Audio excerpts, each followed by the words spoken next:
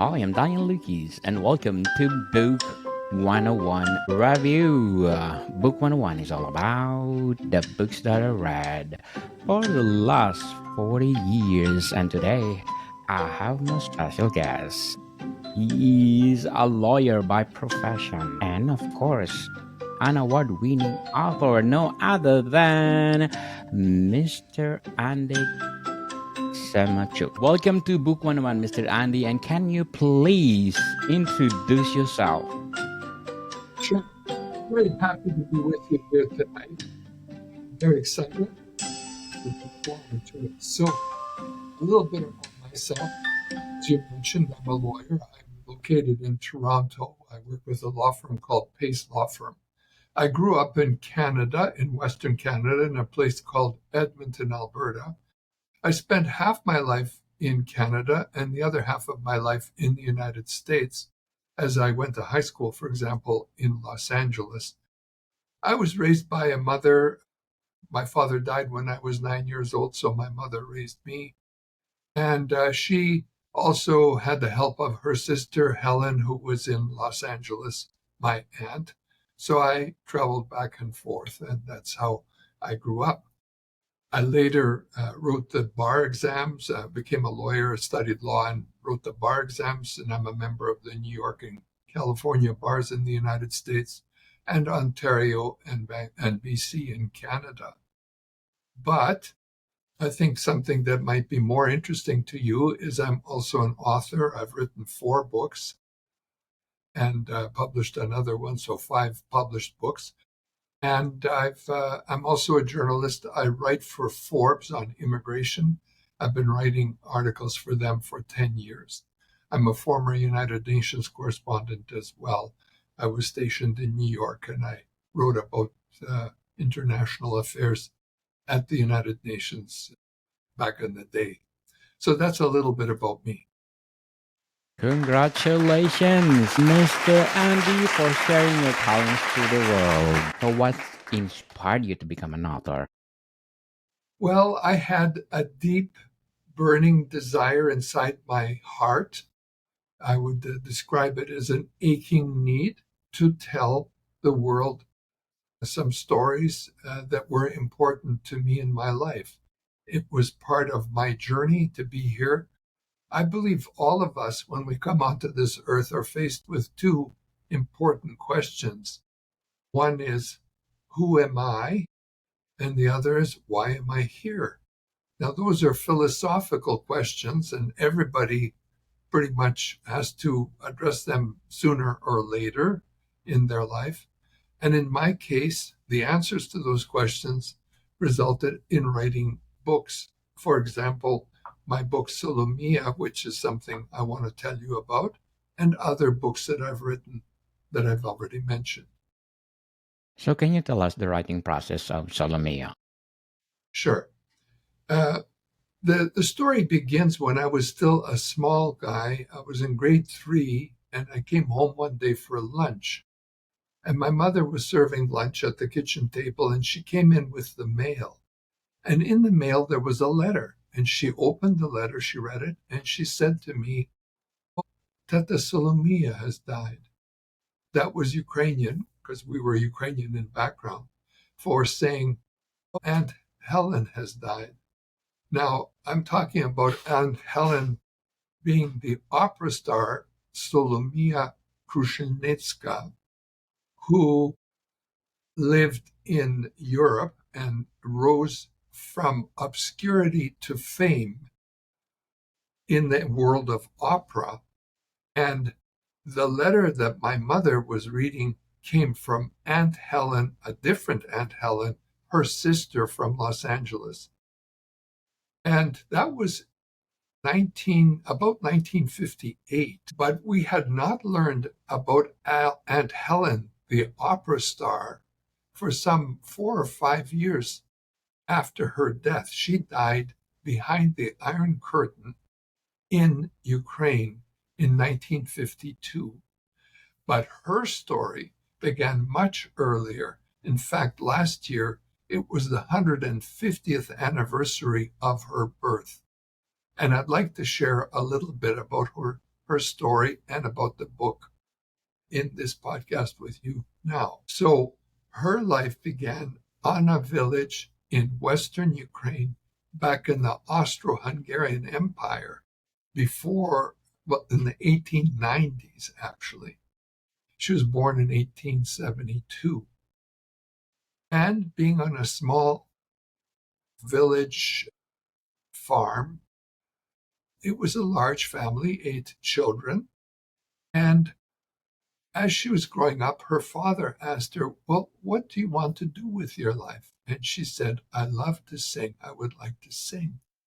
So the father said, well, if you're going to sing, you're going to have to go to school, music school.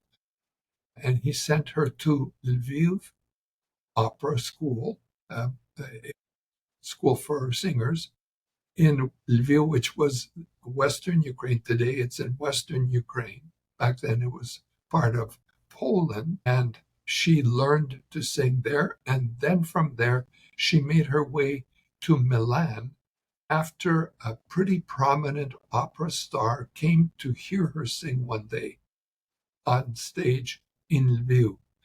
The opera star was named Bellincioni. And when she heard her sing afterwards, she spoke to Solomea and she said, you have a nice voice, you're a good singer, but you need to study more. And to study more, you're going to have to go to where in the world opera is the strongest, the place where opera is really happening, and that's in Milan in Italy. But this family did not have a great amount of money and wealth to send one of 8 children off to Milan. But the father took a gamble and he said, okay, I'm going to put some money on this child. I'm going to promote this child because she has promise. And so he managed to collect enough money to send her to study opera in Milan. She was, in fact, through Bellincioni's help, assigned to one of the best opera teachers in Milan, a lady named Fausta Crespi. And so she studied opera there. But like anybody who wants to make it big in the world, no matter what field you were talking about, and by the way, I should say, just because this book is written about an opera star doesn't mean that if perhaps some of your listeners are not into opera or perhaps music, doesn't mean the book is not for them. No, on the contrary, the book is probably and could be very helpful for them because it's not a book about opera or a singer. It's a book about achieving the highest that you can achieve as a person in your life and in your calling. It's about a book about finding your true self. That, what I talked about earlier, the burning need inside you, the thing that drives you, the answer to the question, why am I here? Her answer, Solomea's answer, was to sing because she loved to sing. And opera was the chosen road that she took to reach the height that we're going to talk about. So anyway, she was in Milan singing with a professor that was teaching her. But like anybody else, she needed a break to make it up into the heights of her occupation. And that break came in Milan in what I might describe as off-Broadway. Today, if you want to make it in the world of musical, theater, a great place to be is on Broadway. But perhaps you can't start on Broadway. You have to start somewhere else.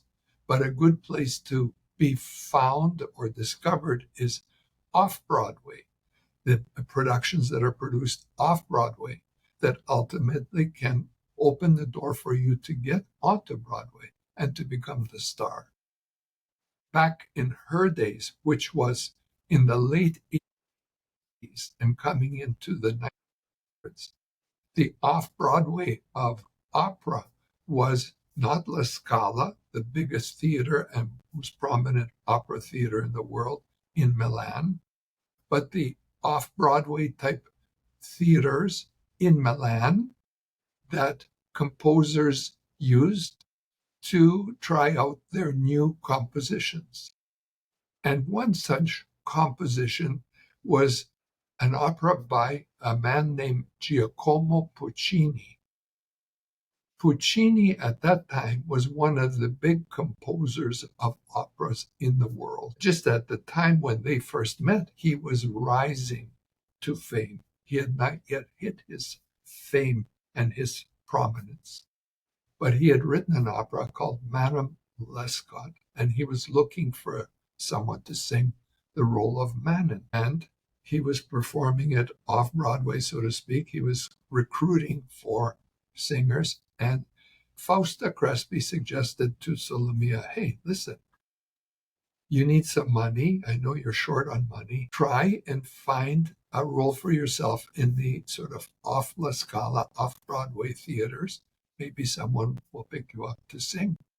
So she tried, and she auditioned for the role, and she got it. And after she got it, one day while she was rehearsing for the run, this man, this Giacomo Puccini, showed up. Now, she didn't know who he was because he wasn't the one that had rehearsed or auditioned people for the roles and so on. That was someone else. But he showed up, and after her rehearsal, he came up to her and he said, are you ready now to do some work? And she said, work? What work? And he says, well, we're going to work to get you ready for your performance. And she said, well, I'm already rehearsing and working for getting ready for the performance. And he says, no. I mean, really get you prepared to work with you, to have someone work with you to make it as best as possible for you to perform. And she said, well, what do you mean? And he says, well, I have someone that I want you to work with. I'm Giacomo Puccini. I'm the composer of this opera. I want you to work with my appointed director who will teach you how to sing better. And that's how her career started. She started working with this appointed individual that Puccini had selected to teach her how to sing. And she was a success at that opera, and that started her lifelong friendship with Giacomo Puccini, one of the world's greatest opera composers. So, Mr. Andy, what challenges have you faced in writing Solomea? Okay. The challenges were these. From that moment when I told you about learning about her, that was the first time I ever heard about her. Later, I did not know, and my family didn't exactly tell me everything about her. I had to learn about her life. And I learned about her life through stories from the family who knew her, people who lived with her, and from books that I was given when I visited Ukraine by people who were intensely interested in her career. And I read the books, but I did not know then, in those days when I traveled to Ukraine, I traveled several times, that I would be writing her biography. It was over time, and especially because of the great interest that my mother had in her career, and my mother's desire to teach my children and me about Solomea's life, that one day I realized, oh, this is not just some legend in Ukrainian circles. This is someone who rose to the very top of her career. And I really need to pay more attention to this. And I decided then I would write the book that I've been talking about. So, how did you handle writer's block when you were writing Solomea? Well, I can't say that I suffered great writer's block. I think the way to get over writer's block is simply to ask yourself, why am I doing this? And why is it important to me? And I believe if you answer those questions, you should be able to find the route to where you're going. In my case, there were moments when I was writing and I thought maybe, okay, I've reached a point where I can publish the book, but it needed more editing. And the book that we're talking about has been edited multiple times. Just to give you an example, there were over 100 people who contributed to the book. I had free access to a museum dedicated to Solomea Krushelnytska, the opera star.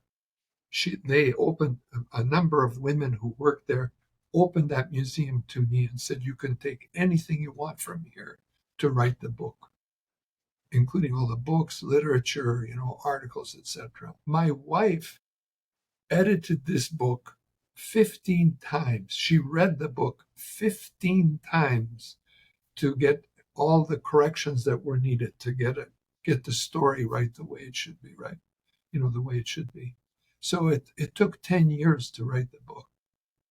And, along the way, a lot of changes, a lot of corrections. There's some sad moments where things weren't going the way maybe they should or whatever. But in the end, it came out and we published it. What authors or books have influenced your writing? Other authors, you're asking? Yes. Okay. Well, one author that I have been influenced by is Victor Hugo. Not long ago, I just finished writing or reading his book, Les Miserables, which is a fantastic book in case if you're looking for a good read, that's a really great read. I'm not someone who reads a lot of novels. I do read novels, but mainly I read biographies. That's my personal interest. Among authors, Ayn Rand was the author that I enjoyed a lot. I mean, there are so many that you could mention. Not long ago, I read a book about just a house. Now, I can't remember the name right off the top of my head just at the moment, but the author wrote about a house that a family grew up in and the importance of this house in terms of the family history. Those are some sort of novel type books that I've been influenced by. On the biography side, I've read a tremendous number of biographies, political biographies like about Kissinger, Biden, Trump, Carter, Ford, you name it. Biographies on people like all the celebrities in Hollywood. So one person that struck me in particular was a guy named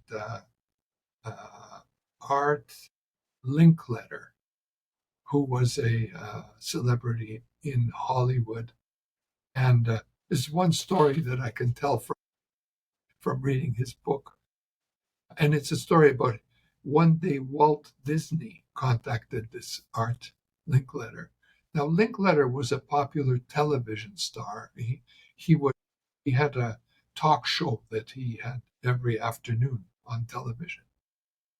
And Walt Disney called him one day and said, would you come out with me to Orange County? I'd like you to take a look at something. He said, sure.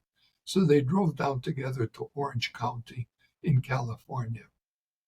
And when they got there, Walt took Art out into an orange field where there were orange trees. And he then told Art about a vision that he had for himself. And the vision was that one day he would create a place called Disneyland. And he told Art about the various parts of Disneyland.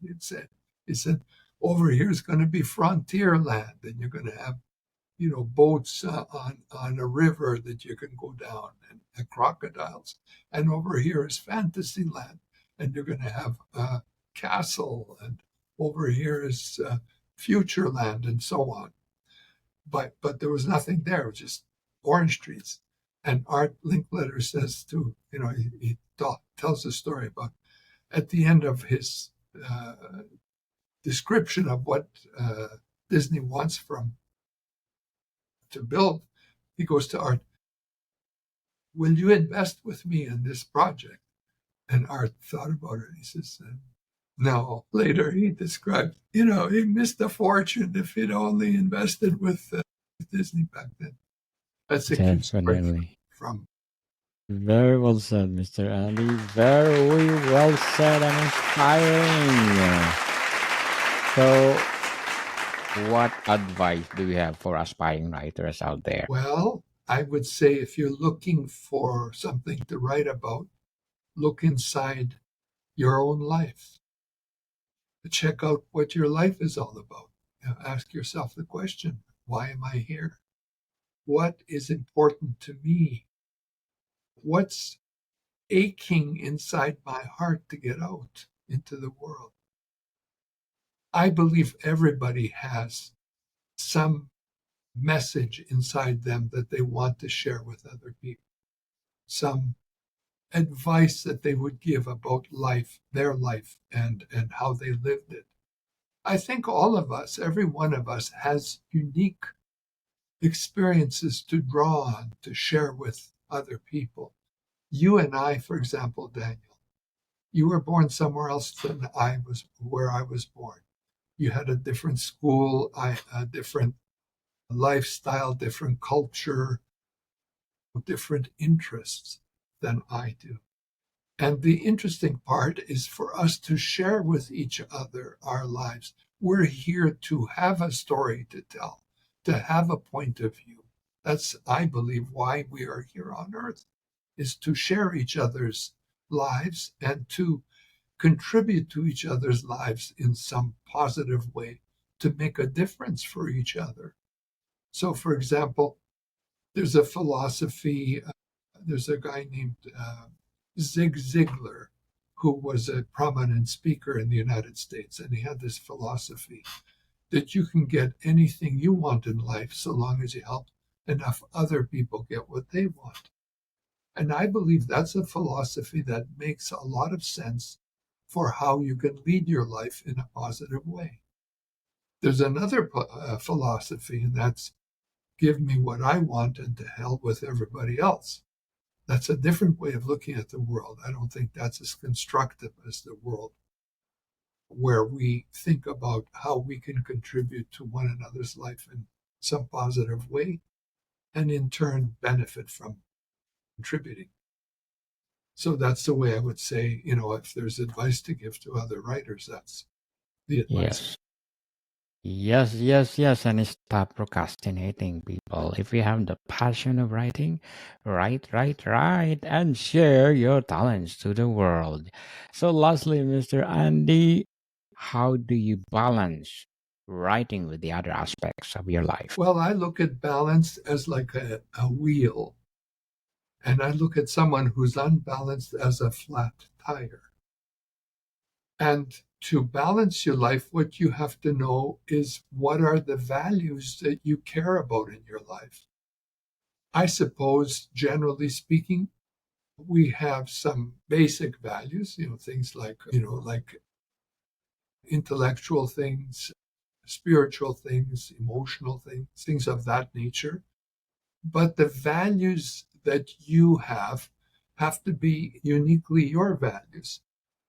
To give you an illustration of a value, for example, one day I was spending some time with my elderly Aunt Helen in Los Angeles, and we were making breakfast. And I reached down under the sink and pulled out a cast iron, a cast iron pot to make some breakfast.